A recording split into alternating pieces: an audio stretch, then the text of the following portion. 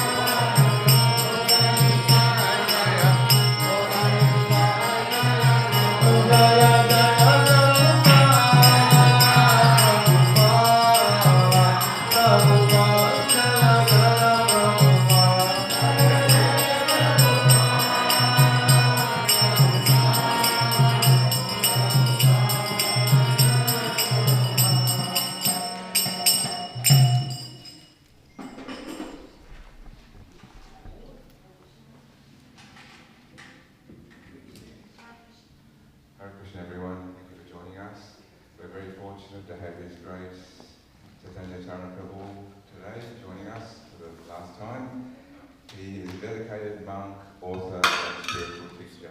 He is an esteemed disciple of His Holiness Radhanath Swami.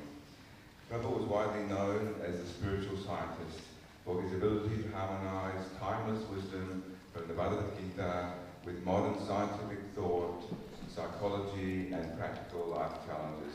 He is the author of over 25 books, including the national bestseller Gita for the CEO, which is now available for purchase, and his latest book, which is Inspiring Prayers Inspired by the Bhagavad Gita. And you're all getting a copy, so at the end of the night you can hopefully keep it. I think they're $20 each, or you can return it. I recommend you keep it. So he writes the daily Gita reflections on his two websites, thespiritualscientist.com and gitadaily.com, which are read by millions of people around the world. He's been a monk in ISKCON since 1999 and has spoken at leading universities and forums worldwide, including the Indian Institute of Technology and the Indian Institute of Management, and at international conferences. His clarity in explaining complex philosophical concepts in a simple, logical and relatable way has inspired thousands of people to take up a more spiritual and purposeful way of living. We are truly blessed to have him today, so let us warmly welcome His Grace, Chaitanya Charan Prabhu.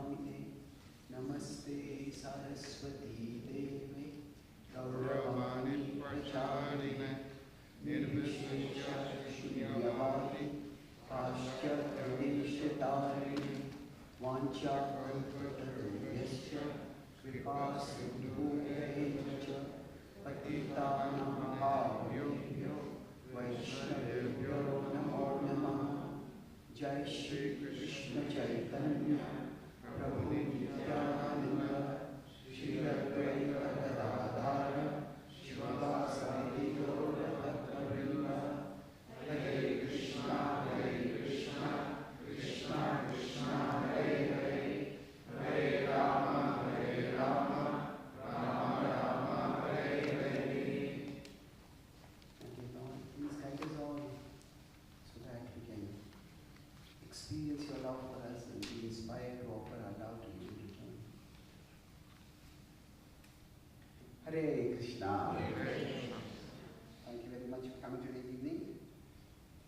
And today is the second part of our discussion on how to be peaceful and purposeful based on the Bhagavad Gita and the wisdom of the Bhakti tradition. So, I'll do a quick recap of what was discussed yesterday. But before I do that, how many of you were present yesterday? Okay, thank you. How many of you were not present yesterday? Okay. How many of you are not present today? So, I hope I am present today. So, we are discussing this topic of how to be both peaceful and purposeful. And I discussed this broadly yesterday by talking about how when we face life, that often to be peaceful means there should be no anxiety, there should be no agitation, there should be no trouble. But then we don't just want peace in our life, we want to do something. We don't want to be just passive always. So in one sense, peace can pull us in one direction, purpose can pull us in another direction. So can both go together? We come to the temple to feel peace of mind. But in the temple there are many services to do. And those services can cause anxiety sometimes. But there is a way to have a higher purpose. And we discussed based on the theme that our story is a part of Krishna's story. So the first point we discussed is how initially our life story is all about what happened to me, what happened to me, and what was done to me and what was done by me. And this is a very limiting life story, and that's why we discuss sometimes somebody may have a loss, and instead of objectively analyzing I have lost, they may become very negative and I am a loser. And this is a very negative story that we tell ourselves, and this can be very damaging. So what the Gita does is it expands our vision, that there is a higher reality, there is Krishna, and what is done to us, even if it is negative, through Krishna's plan, it will become positive. Whatever happens is God filtered. And whatever is done by us, even if it is negative, that is also God filtered. And Krishna can bring about some good through that. So we expand the vision of life that we have, then we don't get so much worked up by what is happening immediately. We have a bigger picture of how to see things. Maybe this can be moved behind so that I can see the audience. Then I discussed also this point of our conception of Krishna. That Krishna can be seen as a protector, and understanding Krishna as a protector can make us peaceful. Yes, there is a higher reality, and that higher reality is in charge. But simultaneously, Krishna is an empowerer. Krishna is not just here to protect us, he's like a military commander who wants citizens to become warriors. So if you understand that Krishna wants us to do something, we can become purposeful. And now, in different situations, so we discussed, for example, how Sita, for her, she waited for Lord Ram to come as a protector, or Prahalad, he waited for Lord Narasimhadev to come as a protector. And that's a perfectly valid role. But sometimes we consider Krishna in relation to Arjuna or even Hanuman. No, Krishna didn't just want them to wait, or Lord Ram didn't want them to wait. He wanted them to do things. So we discussed how in our practice of bhakti, in our practice of service to Krishna, there is Shakti that is external, with which we make changes in the world, and there is Bhakti that is internal or personal. Bhakti with which we serve Krishna. So now we don't want to ever be in a situation where we give up Bhakti, just have Shakti. So have Shakti without Bhakti, we discussed the example of Duryodhan and others. He was here and eventually he went here. Now, we discussed how Prahalad was in this quadrant, and from here, eventually he went here. So whether we have Shakti or not, we want to stay connected with Krishna. Arjuna was here toward the end of his life. He went to a situation where he didn't have Shakti. He lost his archery skill, but still he remained devoted to the Lord. We discussed the example of Sugriv. Initially, he was in a quadrant where he had neither Shakti and at least his Bhakti was not known. So he went, he got Shakti, he forgot the Lord, but then eventually he was reminded of the Lord and he served the Lord also. So life is dynamic and we will be in different situations in life. But our focus is that we want to have Bhakti by which we are connected with the Lord. We have that assurance that Krishna is our protector. But beyond that, Krishna is also my empowerer. So today our theme will be how we can move towards quadrant 4. We consider each of these is a quadrant. 1, 2, 3 and 4. So yesterday I discussed this theme that whether we will have Shakti or not is not so much in our control. We can try to definitely acquire Shakti, but whether we have Bhakti or not, that is much more in our control. We can try to hold on to Krishna. So we'll look at today how we can be in a situation where we also feel Krishna's empowerment and we can move ahead in life. So if you have got the book, we can open that book to page number 36.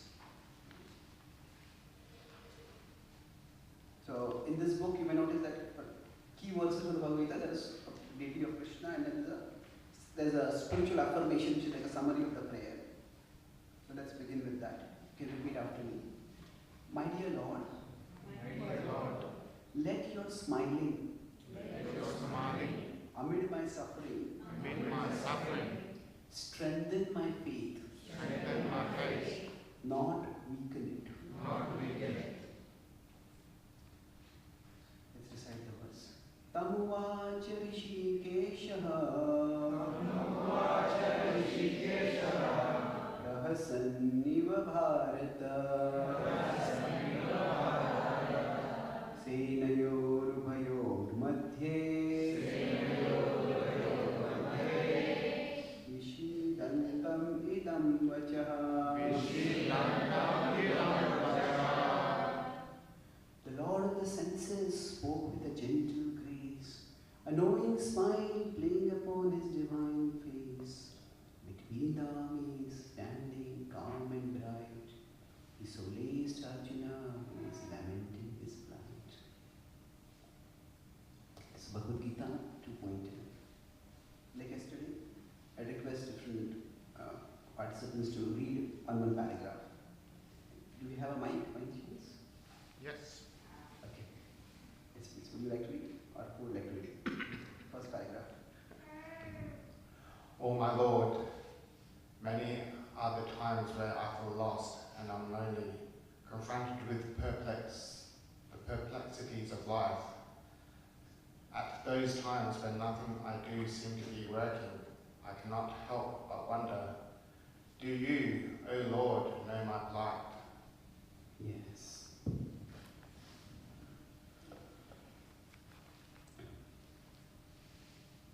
One of the greatest challenges in any relationship is to feel that we are not understood. That if we are going through some great difficulty and the other person doesn't even understand the difficulty. If somebody has spoken very hurtfully to us and we go and tell maybe our partner, our friend, our spouse, whatever, somebody close to us, and that person just dismisses this. Don't make a big deal about it, just forget it.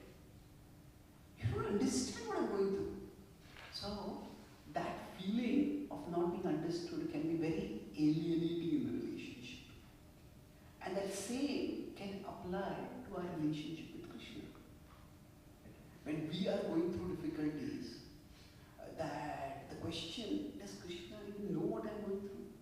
This happened over here, and that happened like that, and this happened. Life is filled with so many troubles and traumas. So that question actually comes up. I was in America and one devotee's son was driving me to various programs. And he was driving, I was there for almost a week. He was driving me to all programs, but he never drove me to any program in the temple. So then I asked him, he said, I don't like to go to the temple. I said, okay, I heard about that. That happens often to devotee kids that as they grow up, they want their own space. This is a significant religious sociological phenomenon. They call it decay.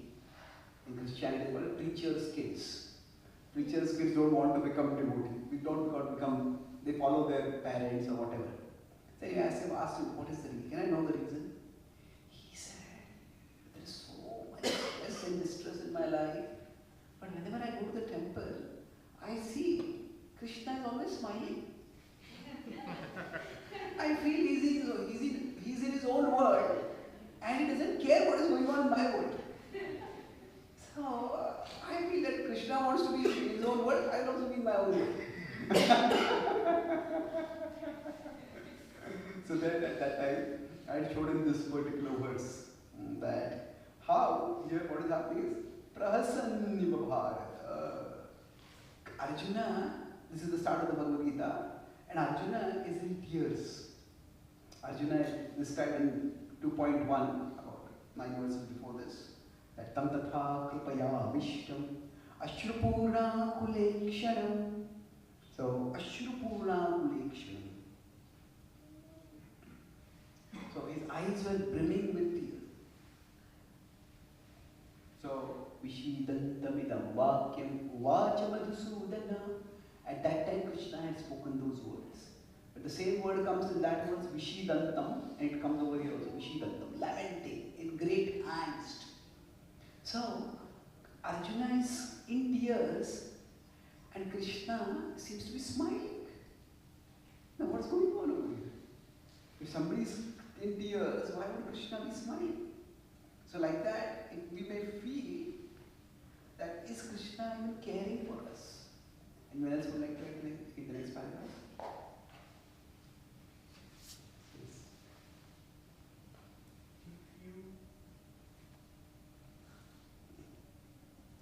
If you do know my suffering, then why do you not step forward to stop it?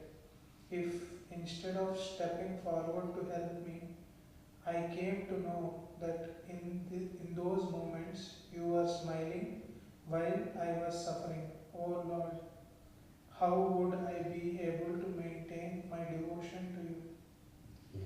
Yes. So it is one thing to consider the other person doesn't care. That itself can be alienating. But if the other person seems to be happy, enjoying with their own life, what's going on over here? So, now one fundamental difference between us and Krishna, or between our relationship with Krishna and our relationship with anyone else, is that Krishna is omnipotent, he is ever present. What that means is, Krishna is fully available in your heart to be with you, and Krishna is fully available in my heart to be with you. And Krishna is fully available in Vrindavan to be with Yashoda Mai and to be with the gopis and with the gopas. So Krishna is in that sense different from any other person. It is not that when we feel troubled by something, when something has gone wrong, we are trying to serve Krishna sincerely and things didn't work out, and we are frustrated. And because Krishna cares for us, so we are in a bad mood. Krishna tells the gopis, I am in a bad mood today. I am not going to perform Rasa. No. Krishna is fully available for each devotee to reciprocate according to their particular role. So when Krishna is smiling, he is not smiling at our suffering.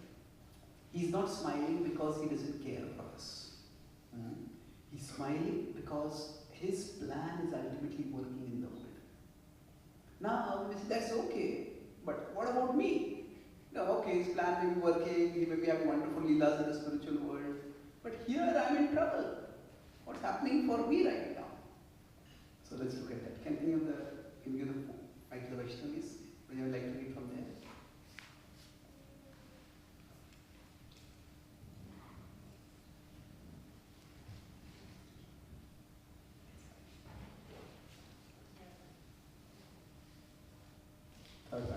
Okay.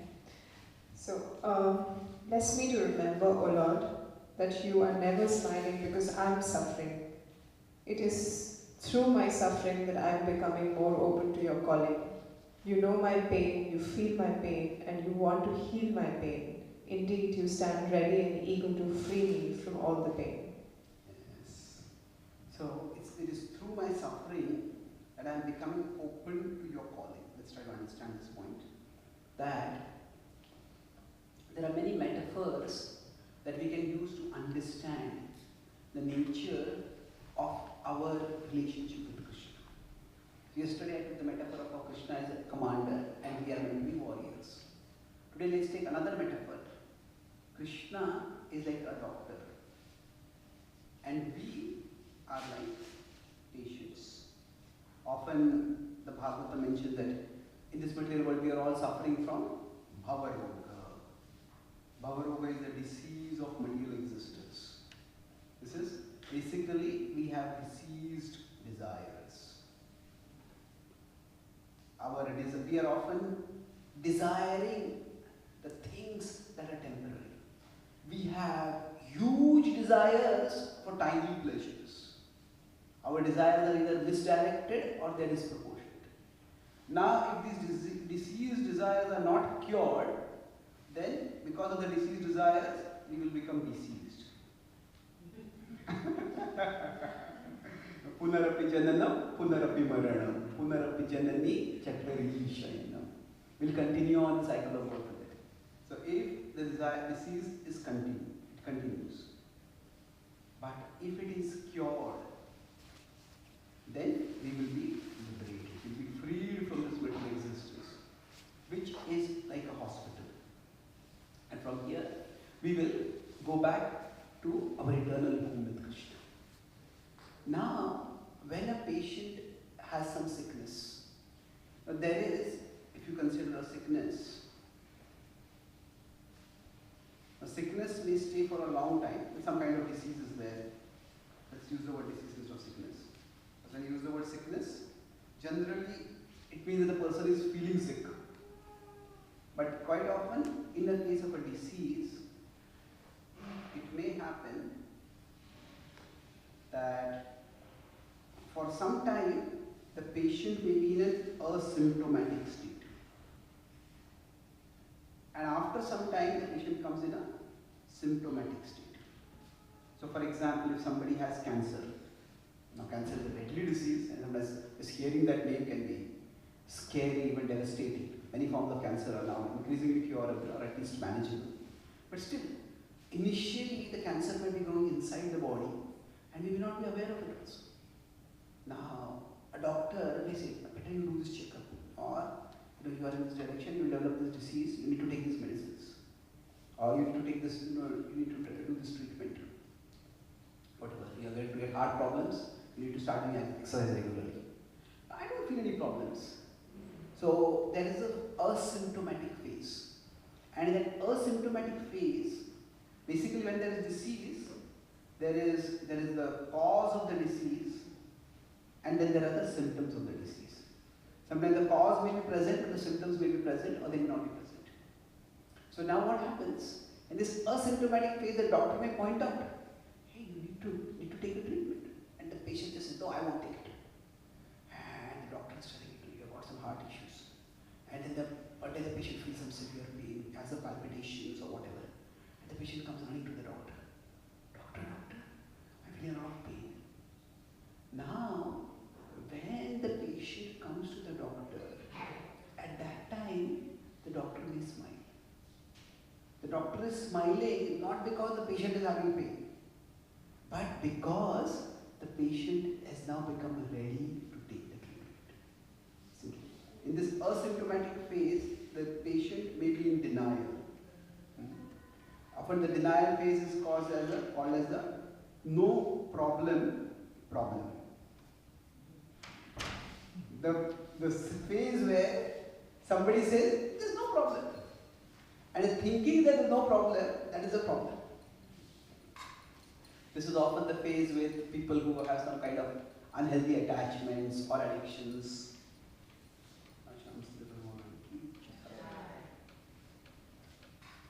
So when somebody is an addict, that person says, I don't have any problem. There's a British thinker, British player, Oscar Wilde, he said that giving up smoking is the easiest thing in the world. I have done it over 100 times.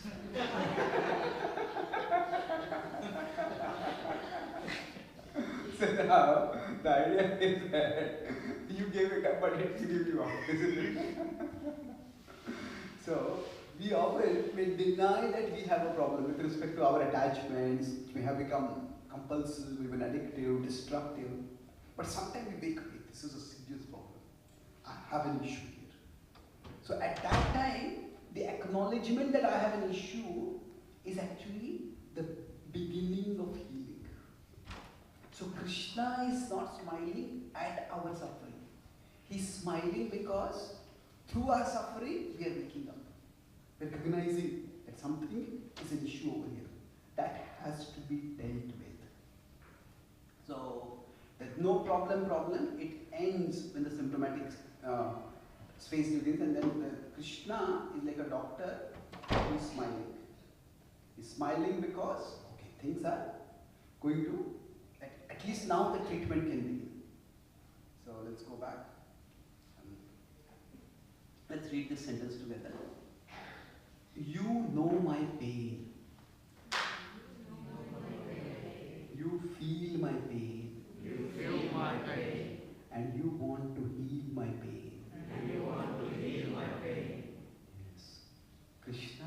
not aloof or uncaring.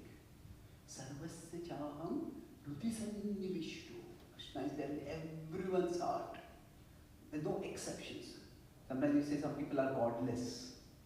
But God is not present less in the hearts of the godless people. It is just that they are less aware of God's presence. Sarvasya chaham. Krishna is there in the heart of every single person. And Hruti sannivishto. Sannivishto means is extremely close to us. Even a person who is very, very close to us emotionally, relationally, even if that person holds us in the tightest of hugs, that person cannot come as close to us as Krishna always is.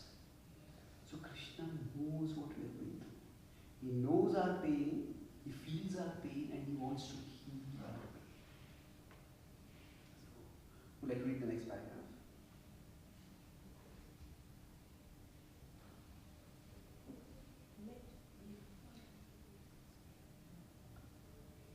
Let me remember your smile amid my suffering as a sign of your confidence and competence, that you can tackle any of and every problem, no matter how gigantic it seems to me.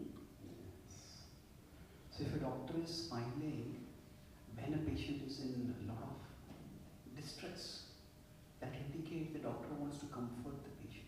I have it. I have it in my hands. I'll take care of this. So for us, Krishna smiling, that should reassure us that Krishna, however bad situations may be in our life, Krishna is in charge. Can be Krishna's confidence, and some people may have confidence without competence. So I can take care of it, they don't take care of anything. People say I can take care of things, and then we have to take care of them, and we have to take care of the mess that they have made. But Krishna is not like that. Krishna, his confidence is based on his competence. So this understanding of the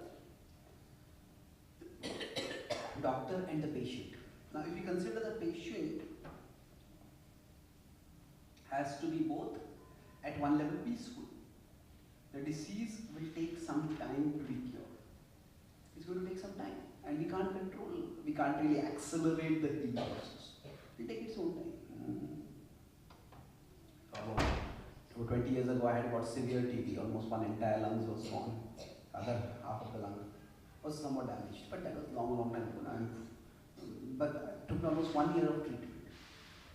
And my doctor was joking with me and he said, you have to follow the Bhagavad Gita now. I said, okay, what do you mean? He says, Sarva Dharman Parityaja Mam Ekam Sharanam Praja. You have to follow whatever I'm telling you. I told you that don't eat this kind of food, eat this kind of food, you need to take more rest, you need to do this, you need to do that. So I said, okay. So now we can be peaceful. So sometimes, especially when the disease is in a severe phase, all that we can do is, at that time, we need to be peaceful. This is going to work. I'm in safe hands. But, so it's very acute diseases there, or very severe diseases there. And all that we can do is just wait, lie down in a hospital bed or whatever, and wait for the medicine to work. But eventually, as recovery starts happening, then we may also have to become purposeful. That means, if I have to do exercises, every day I make sure that I do this exercise. If I have to eat this kind of food, I make sure that I eat this kind of food. So we have to also become purposeful. So situations like say when Prahlad was completely powerless, he just couldn't do anything, he had no Shakti. So he was peaceful. It's okay, I accept the situation. But Arjuna was not, he was peaceful, but he was also purposeful. Yes, I am being treated by the doctor, but it's not the doctor is going to, I'm going to be passively lying in a hospital bed. I have to go about my life, I may have to go to a gym, I may have to meet a particular regimen, stick to a particular regimen. So that is the time when we need to be purposeful in our life. So broadly peaceful when our Shakti is very less. And when we have some Shakti, you remember yesterday I talked about Shakti and Bhakti, I reiterated today. So when we have some Shakti, whatever Shakti we have, with which we need to be purposeful. So when Srila Prabhupada was trying to share Krishna Bhakti in India, and somehow people were not interested, people were not receptive, people were not applying anything, he wanted to go to America and nothing was working out. It was not that Prabhupada was agitated or bitter. Even when Prabhupada was in America and initially there was no response, and we could look at Prabhupada's life, he had been trying for 40 years now. 1922 he met his spiritual master, and since then he had been trying, and last 20 years he had been trying very earnestly, and there's very little result to show. It was all alone. He had something to show, that those were his Bhagavatam books. But apart from that, he had no followers, no institution, no financial support. Prabhupada could have been bitter. Somebody after putting years and years of effort in some area gets no results. It's so easy to become bitter or resentful. But what struck the people who met Srila Prabhupada in those early days, when he was just a lone Swami walking on the streets of New York, what struck people was that he was just so satisfied. Just so happy speaking about Krishna, writing about Krishna, cooking for Krishna, singing about Krishna. He's just so happy. Now, did Prabhupada not have a purpose? Did Prabhupada not want that purpose to be fulfilled? Of course he wanted that. But it was not that having that purpose stole away his peace. Because he understood that it is up to Krishna. At a particular time, Krishna may give me the Shakti, Krishna may empower me. When that happens, then the results come. And Prabhupada said, eventually when the results came, they exceeded even my expectations. Prabhupada said, yes, I see temples in the future. They are filled with devotees. And Prabhupada didn't say that 108 temples would be there. So, that's extraordinary. Now, how do we go about this? That how to be peaceful and purposeful. So let's look at this from the perspective of the three modes. Which are the three modes? Sattva, Rajas and Tamas. So I prefer the Sanskrit words or the English words, because sometimes the English words have slightly different meanings. For example, nowadays the word passion has become very positive. Like people say, discover your passion in life. One of my friends, he was giving one of his common classes like he was that from passion to compassion. So he was in America and he was giving this class, and one person said, why do you have to give up passion to come to compassion? You can have a passion for compassion. Isn't it? So the idea is the word passion has a positive connotation. So Sattva, Rajas, Tamas, how do we understand these modes? Broadly, some people make things happen, some people watch things happen, and some people wonder what happened. So those are people in Sattva, Rajas and Tamas. Now, generally, if we consider peaceful and purposeful, so let's consider if there is somebody is peaceful and purposeful. So you are peaceful, yes. Peaceful, no. Purposeful, no. And purposeful, yes. So now, if we consider 4 quadrants in this way, and I will tell something which is beyond the 4 quadrants also, at a higher level than the 4 quadrants. Now, if somebody is peaceful without being purposeful, that can very easily be laziness. Right? They have nothing to do, they are just peaceful without being purposeful. So this is tamas. Some people just, they are so comfortable sleeping in bed all day, that how comfortable they are makes others uncomfortable. Come on, do something. So if somebody is peaceful without being purposeful, that is tamoguna. Now, if somebody has neither purpose nor peace, then actually that is tamoguna squared. So at least the person with some level of tamoguna is sleeping, lazy. But some people, they are in tamoguna, they are like wild, destructive, aimless. Anytime they just do anything. And when you say somebody is purposeless, that doesn't mean they have absolutely no purpose. Anytime they just take up one thing and they do it with a lot of energy and suddenly give it up to do another thing completely. Totally random, and they can be very destructive.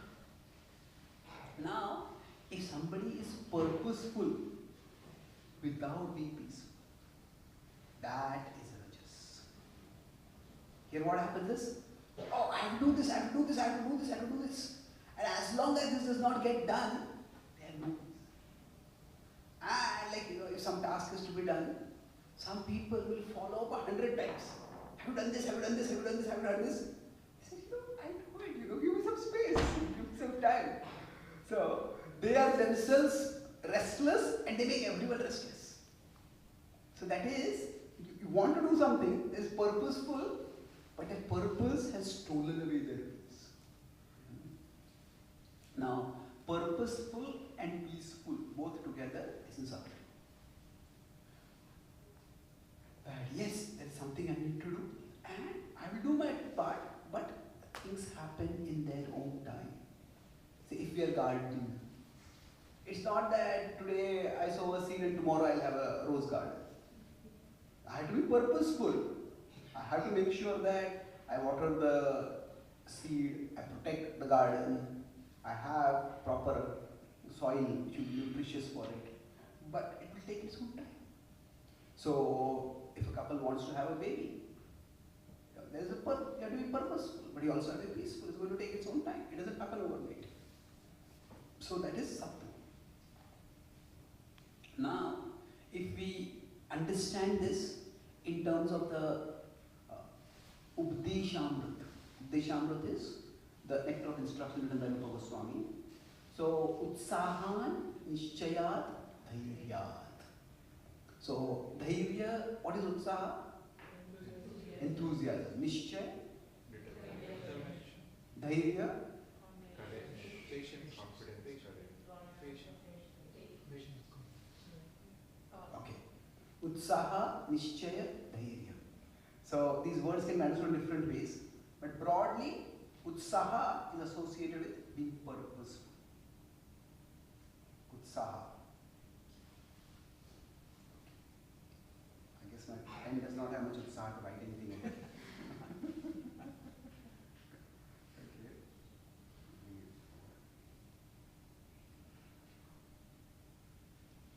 So Utsaha, enthusiasm. If somebody has a purpose, then they will have Utsaha. Now Utsaha Nishchayat Dhairyat. So now Dhairya can be understood in different ways. Broadly I'll take one framework to understand this. That Utsaha is, I have energy, I'm going to do this. So Prabhupada talks about enthusiasm, endeavor executed with intelligence in Krishna consciousness. So that is basically we are purposeful, we have Utsaha. Now we need enthusiasm, that is purpose, but we also need to understand that things take time. So Dhairya in some ways is understood to be patience. I'm ready to wait. So Utsaha. Now Dhairya, Nishchay. Nishchay is confidence. There's a third part over here. That is faith. So the way to unite being peaceful and purposeful is to be faithful. Like going back to the patient metaphor, what happens? The patient needs to be peaceful. Like, okay, while the healing takes place, I have to be peaceful. At the same time, if I have to take some treatment, if I have to take some, I have to go through some curing, healing, if I have to do some exercise, I have to take some painful medication, it will do that purposeful. But through it all, peaceful, purposeful, faithful. I have faith in the doctor. The doctor will heal me. So when we have these three things, so Sattva is being peaceful and purposeful, but if we are faithful, then we move towards we move towards bhakti, which is the highest state. So for each one of us, when we are trying to grow in our spiritual life, let's we conclude with a couple of examples and points, and then we will have some question answers, and then we will stop. In general, how do we decide in which areas to be peaceful, which areas to be purposeful? Okay. That's one question we'll discuss. So Krishna tells Arjuna, tolerate. Tam stitikshasva bharata. Now this is, if you consider, 2.14 in the Bhagavad Gita. But tolerate what? Is he telling tolerate the Kauravas' atrocities? Oh, the Kauravas treated you so badly? Come on, these things happen. The world is Dukhalaya. Ultimately, you are not the body. They dishonored Draupadi, but Draupadi is also not the body. Why bother about all these things? Just tolerate it. Is that the message of the Gita? No. It says tolerate what? Tolerate fighting against Bhishma and Drona. That is, you have to fight against Bhishma, it's painful for you. You have to fight against Drona, that's painful for you, but do it. So, the idea is, before we can have tolerance, Krishna gives intelligence. He says, Dehinosminitha dehe kaumaram yauvanam jara. He tells that we are eternal souls.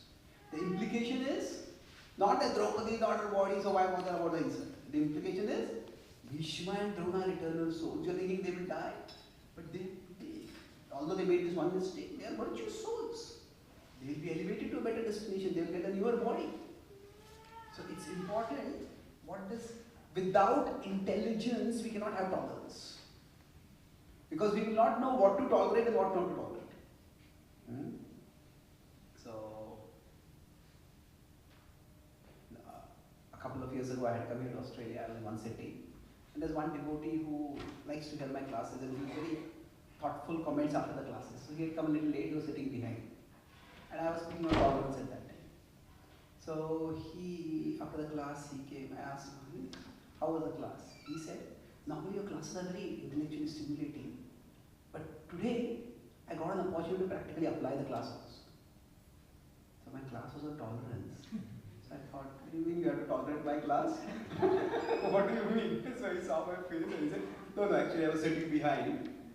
And the person next to me was constantly, the phone was beeping, the phone was ringing, and the person was picking up the phone and talking sometimes. And initially I was getting annoyed. I was about to speak something to the person, and then I thought, this class was tolerance. So I should tolerate. So he tolerated. And he said, because I tolerated, I couldn't hear anything in the class.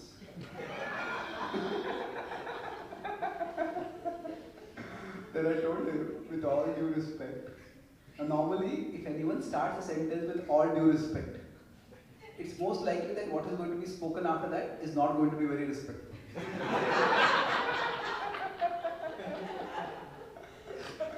So I said, with all due respect, that was not tolerance, that was impotence, that was powerlessness.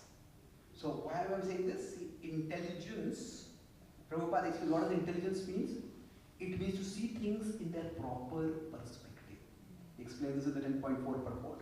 That means to know what are the big things in our life and to know what are the small things. So, what are the big things and what are the small things? Like if you are taking a selfie, and sometimes what happens, the person who is taking the selfie, their picture face comes very big. I said, I don't want to look so big, so let's take a normal photo, let somebody else take a photo. So like that, proper perspective means we understand things are appearing in the same size that they are.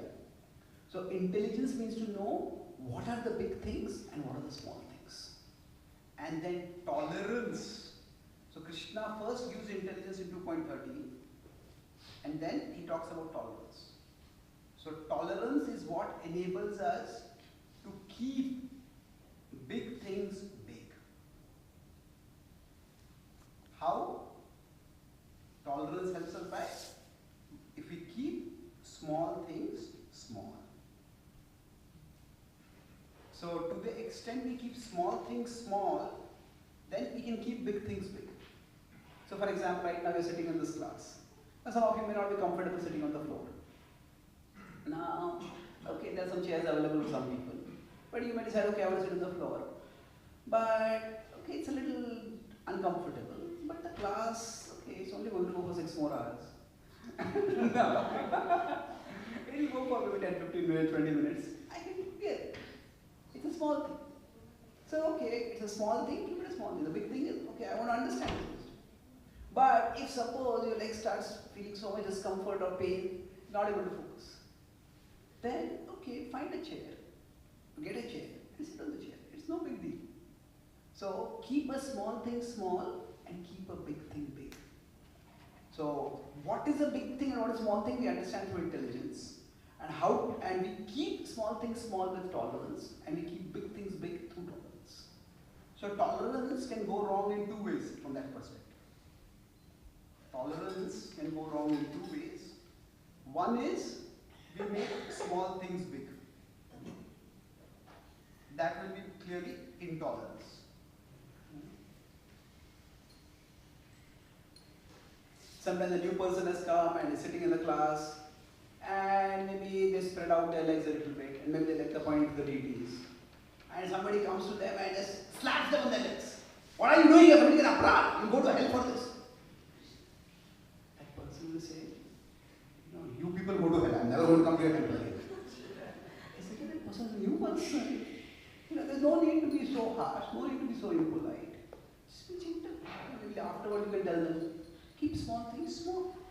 So making a small thing big, these people are so intolerant. On the other hand, we can make a big thing small. And that won't be intolerance, that will be impotence. We will make ourselves weak unnecessarily. So the idea is, tolerance should lead us to transcendence. The point of tolerance is that we should move closer to Krishna. He talks about it. To 2.13 is intelligence, 2.14 is tolerance, 2.15 is transcendence. Yam hi navyathayantiyete purusham purusharshava samadukha sukham dhiram somrutattvaya kalpate. Krishna says, in this way, if you are not affected by life's ups and downs, the dualities, then you will rise toward transcendence. So this is the sequence: intelligence, tolerance, transcendence. So what do we tolerate and what do we not tolerate? We say that, okay, what is a big thing for me? I should work to change it. Now what if I don't have the Shakti to change it? Then find out at least one big thing we can do something about. So sometimes there may be 5 big things wrong in our life, we may feel. But in 4 of them we can't do anything. Then find one thing we can do something about. So with Prahlad, he could do nothing about Hiranyakashipu. Does that mean he was passive? No, Prahlad was completely absorbed in remembering the Lord. So imagine when he's being thrown down a mountain cliff. It's easy to panic and scream. For him at that time, focus on remembering the Lord and becoming absorbed in that. It's not easy. But he directed his energy to focus on that. So the idea is, in all situations, we need to find out what is a big thing for me and focus on that. So Krishna will never put us in a situation where we don't have the Shakti to do anything at all. Even if somebody is in a hospital bed and they are sick and they are completely immobilized, even at that time, something is in their control. They can still have a grateful consciousness. They can try to remember Krishna at that time. I have a friend who is a nurse, male nurse, and he was telling me that sometimes people, they are sick and they complain and they yell and they are so rude that they are sick and they make their caregivers sick of them. Now that is unnecessary. So the idea is, find out some area in which we can do something. Even if it may be small, take small steps. And shani, gradually, step by step. So, the way to combine being peaceful and being purposeful with being faithful, how does it work? We understand that sometimes my strength, so basically the idea is that there are big things in our life and there is the Shakti in our life. There are areas which we have control. So find out some area which is an important thing and we have some power. And is for this area we are purposeful. For the other areas we are peaceful. So now if we are cooking for Krishna, now maybe we are very good cooks and we can cook everything nicely.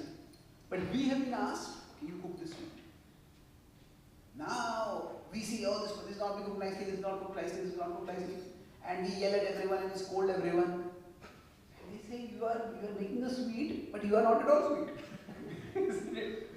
Okay, let me do my part nicely. If I'm not kitchen in charge, if I'm criticizing everyone, they will tell me, don't even make the sweet, just go. So, but okay, this is what I am supposed to do. Let me do it well. And if I do it properly, devotees will observe, ultimately Krishna will observe. And Krishna will give me a bigger opportunity. So, empowerment is not necessarily something mystical. It can be mystical, but when you say Krishna empowers, how does Krishna empower? Krishna sees what we are doing. If we are doing it well, if we are doing it to our fullest capacity, Krishna will increase our capacity. Krishna will give us more opportunity. So find out the thing that is important for us and a thing that we can do something about. And focus on that. That one thing. I'm going to put Srila Prabhupada's example again. Srila Prabhupada was initiated by Bhaktisiddhanta Thakur. And Bhaktisiddhanta Thakur was a very powerful spiritual master. At that time, the Gaudiya Math was not a small organization. There were 64 centers all over the country. And 3 centers outside India. One in Rangoon, one in Munich, one in London. The centers outside India were not big, but still they were there. And in 1937 he departed. And then the whole Gaudiya Math got fractured and eventually ruptured. Now, Srila Prabhupada, within the Gaudiya Math structure and hierarchy, was both like a new devotee and more or less an outsider. Prabhupada was not staying in the temple. There are many godbrothers of Prabhupada who are much more senior to him. Prabhupada was initiated in 1933. Bhaktisiddhanta Thakur started initiating from 1980, 1990 onwards itself. So he was relatively a very junior disciple. And he did not have any temple. Now Prabhupada, he tried to galvanize his godbrothers. He first tried to assist his godbrothers when there was the Aspuja ceremony, where he told everyone, what are we doing simply trying to just manage a temple and get some donations and show the deities? We are meant to preach, we are meant to do service to Krishna. Now his godbrothers, okay, nice speech, they clapped and they went on their way. Now Prabhupada realized these are people who are sannyasis, they had their own disciples. He couldn't change them. So what did Prabhupada do? Prabhupada focused on the area where he had Shakti. What was that? He had studied Krishna's message. He had studied the spiritual master's words. And he started teaching those words.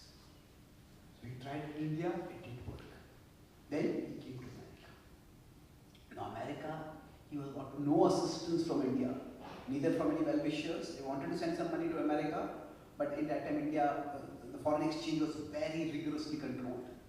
So they couldn't send without having a lot of governmental levers being pulled. And some of his godbrothers could have pulled those levers because they knew, one of the godbrothers knew the President of India also at that time. But he refused to even reply to Prabhupada's letter. So then Prabhupada realized, I'm not going to get any help from India. So Prabhupada focused entirely on the people who were coming in America. So he focused on the area where he had Shakti. And from there, he moved onwards. And then Krishna increased his Shakti. He had one person following him, then more people following him, then he had hundreds and thousands of people who were so dedicated. And they spread the movement all over the world. And then there was this, what is called the Hare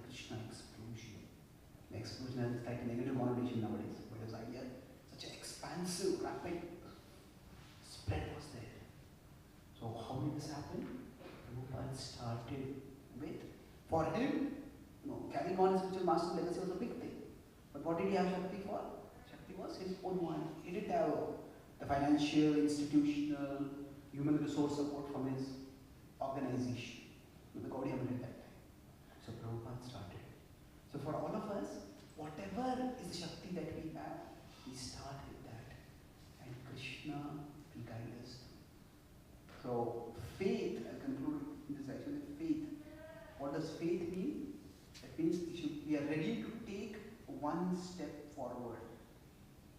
We are ready to take one step forward even when the path is unclear. I don't see the full path ahead. I don't see how the path will lead to the destination. But I am ready to take one step. One step. If we have a flashlight, we take one step forward, then the flashlight will show the next step. So one step forward, that is our seva bhava. That is our service attitude. So utsaha is, let me take the one step forward. The patience, the peacefulness is a long journey. I may not see myself going closer to the destination. The faith is, if I keep moving forward, the path will be revealed. So take one step forward even when the path is not clear. And this way each one of us can get to a long, long distance. We can do something of significance in our daily life, in our homes, in our families, in our jobs, in our temples, in our larger communities, wherever. We don't know how much Krishna will empower in the future. But if we make ourselves available to Krishna, then Krishna will use us. Krishna will utilize us and Krishna will reveal how much he can do through us. So was Prabhupada was not a lifelong sannyasi.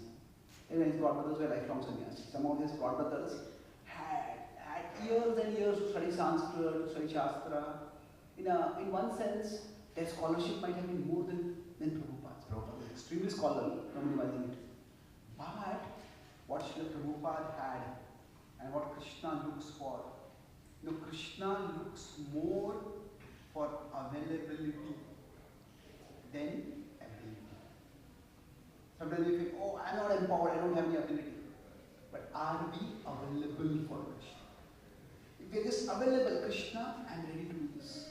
We keep doing it, Krishna will reveal ability for us and we will be able to move ahead in our lives. So last paragraph I would like to read and we'll summarize. Would you like to read?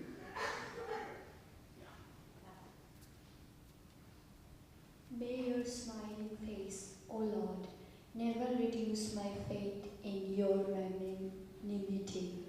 Let it always reinforce my faith in your capability. Yes. So, let your smiling face, that doesn't mean Krishna doesn't care, it means Krishna is capable and Krishna can make each one of us capable. So, let's look at the summary today. We discuss our topic of peaceful plus purposeful. How we can do both, be both in Krishna's service. That is our topic today. So I talked about three main points. I started by talking about, in the initial summary, I focused on the theme of how when we work in life, does Krishna care? So to understand how Krishna cares for us and Krishna is smiling, it is that through our pain, often we come to Krishna. It is like when there's a disease, so we are like the patient and Krishna is like the doctor. So sometimes when our disease is in an asymptomatic phase, then we are in denial. So then when we come out of that denial is when we start experiencing the symptoms. That's when we start, okay, doctor, I want to go to the doctor. The doctor is not smiling at our way. The doctor is smiling, so Krishna is confident and Krishna is confident.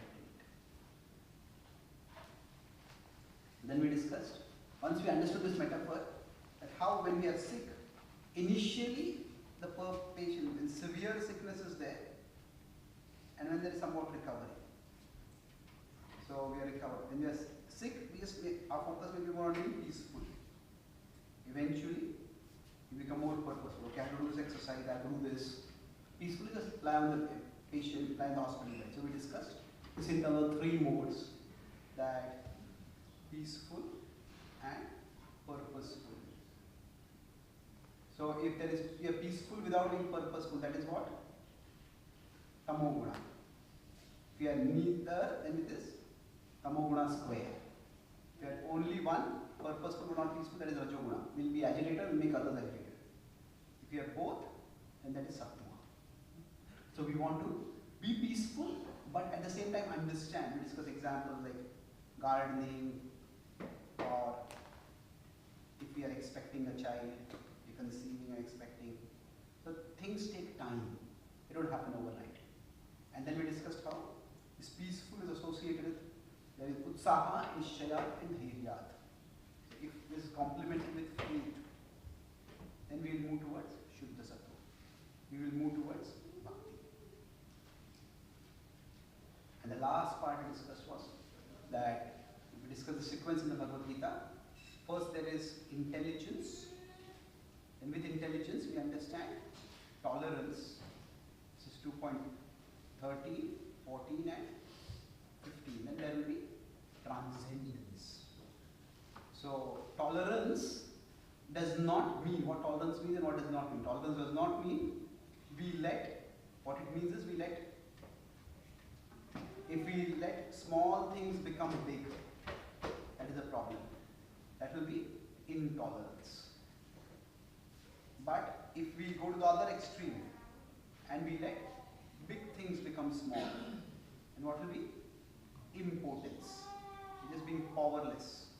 We are not doing what we can. So in between, when we keep big things big and small things small, then we will move towards transcendence. We will actually achieve something meaningful in our life. And so to go towards that, what do? We look at what are the big things in our life, and we look at what is the Shakti we have. So what are the big things? And what is the Shakti I have? And in this Venn diagram, wherever the intersection, that is where we can be purposeful. And if you are purposeful in this way, taking small steps, then we discussed the Prabhupada's example, faith means, in this context, small steps, we keep taking one step forward, even when the full journey is not clear. Full path is unclear, but by Krishna's mercy, that path will become clear. If we do what we can, Krishna will do what we can. Krishna will reveal us the path to move ahead.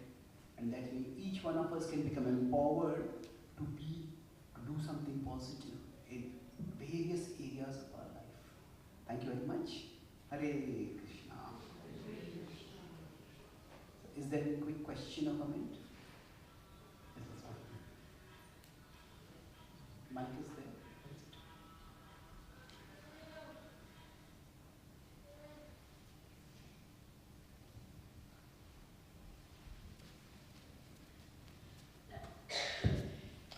Hare Krishna, thank you so much for the class. So as practicing devotees, we broadly understand the purpose of life, of devotion life. But then when we hear, as we progress, we hear in lectures that, one lecture says book distribution is the most important. You can close the temple, but book distribution is important. Or Harinam is the most important. Even close the temple, but Harinam is important. Or deity worship is the most important, focus on that. Or something like, as we had, reading Prabhupada's book is most important, leave everything else. Or chant constantly, that is the most important. So we get this different perspective of devotional service. Peace, but I'm losing peace. On top of that, devotees are very merciful. They also chastise you or criticize you, even though you're trying very hard. All that put together, we feel that I'm becoming a loser now, I'm not going anywhere. So how do you understand? Yeah. The easiest way to make ourselves unhappy is to try to make everyone else happy. We can make some people happy. The even in the devotee community, we cannot make everyone happy. It's impossible. See, sometimes we say Srila Prabhupada's mood and mission. Now, sometimes we put these two words together, mood and mission. My understanding is that two words are slightly different. The mission is one, the moods are many. So, for example, Srila Prabhupada had one mood when he said, build big temples in cities. Cities are the place where the activity is happening. That's where the place the people are. But Prabhupada had another mood when he said, all this whole materialistic urban civilization, industrialization, technology, all this will collapse. We should live close to the land. We should have farm communities. Prabhupada had different moods at different times. So we could say that Srila Prabhupada's mission is like a large umbrella. Now, within this mission, different devotees have different moods. So as you said, somebody may say that book distribution is a mood. That is because that large umbrella, within that large umbrella, some devotees have picked up one umbrella. Somebody may say that we have to build temples. Somebody may say that we have to actually study Shastra. When you distribute Shastra, we have to study Shastra. Somebody may say we have to do sadhana. That's the most important. Somebody may say Harinam, as you rightly said. And different people may take up different umbrellas. And that's perfectly fine. So now, what do we do at such a time? So initially, we do what we are told to do. That's how we grow in submission, grow in service attitude. But over a period of time, we observe ourselves. What are our gifts? What are our interests? What do we feel called to do? If we have a spiritual guide who gives special instruction, that's good. We also have to see that we feel inspired by that. So yes, we should do it like sadhana. We have to do some satsanga. We all have to have, but we all can choose to specialize in one particular area, and then that's perfectly fine. I guess we can appreciate other devotees who are doing other things, and from them we can take the zeal. Oh, how enthusiastic this devotee is for distribution. But maybe that is not what I am doing. Just as this devotee is enthusiastic for distribution, I want to be enthusiastic for community building or for daily worship, whatever it is. So I have a whole seminar on this topic of how to be one-pointed but not narrow-minded.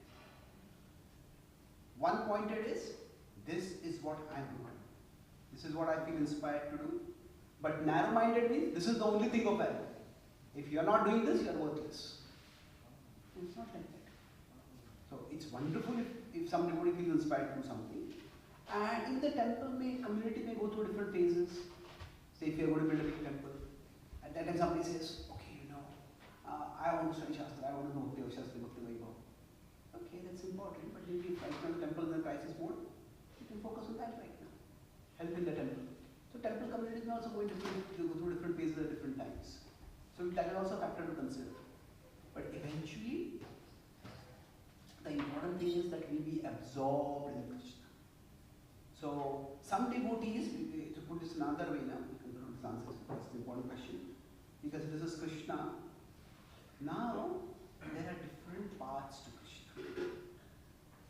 So somebody may feel most connected with Krishna through sadhana. For them, Ekadashi, that means they will be running 64 rounds. For somebody else, they may feel most connected with Krishna through Kirtan. Somebody else may feel most connected with Krishna through good distribution.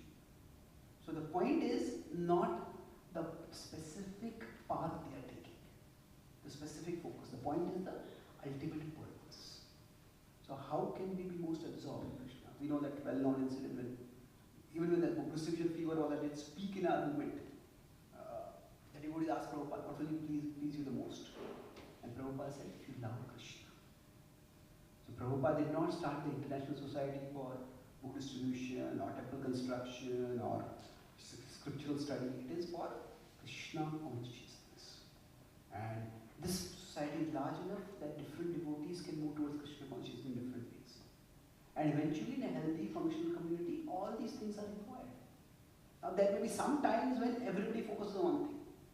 If, for example, we may have book distribution marathon, then everybody focuses on one thing. But at other times, everybody says, this This is how I feel inspired to serve. Thank you. Any last question before we stop? Okay. Any other questions?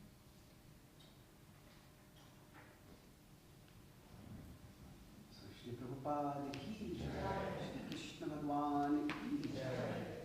Let's conclude with this prayer once again. My dear Lord, let your smiling amid my suffering strengthen my faith, not weaken it. Thank you very much. Hare Krishna. Hare Krishna, Prabhu. Thank you for that wonderful class.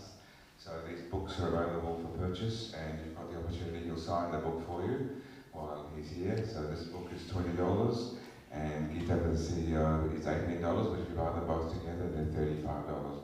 And as I said, Prabhu's happy to sign them. So I'll take payment, and if you want the books, please come and line up, and he'll sign them. So thank you, Hare Krishna. So this book is like an introduction to the Gita, and especially for people in the corporate world. Arjuna was not just a great devotee, he was also a great archer and a leader. He was a warrior leader. So similarly, Gita's wisdom can be equipped in all areas of life. Like I was drawing some simple diagrams to explain the concepts. Like that, this is a little more of a conversation where two people in the corporate world, one who knows the Gita and one who wants to know the Gita. It's quite a light reading. And this is also a book you may want to give to your friends or colleagues who may not be ready to read the Bhagavad Gita directly, but they can read this. It's not only for CEOs. Ultimately, every one of us is meant to be a CEO of our own life. And his prayers inspired the Bhagavad Gita. I already talked about it. There are 122 prayers, and there is a very accessible table of contents where, along with the verse number, there is a spiritual affirmation prayer. So there are prayers for various occasions. When we are feeling lonely or misunderstood, when we are feeling spiritually dry or very far away from Krishna, when we are feeling our desires are going very wild, when we are feeling directionless in our life or lost about what we should do. So how in different occasions we can offer prayers. There are many devotees have told me that reading one prayer before their daily chanting helps them to calm and center their mind and improve the chanting. So both these books are available. Thank you so much. Hare Krishna.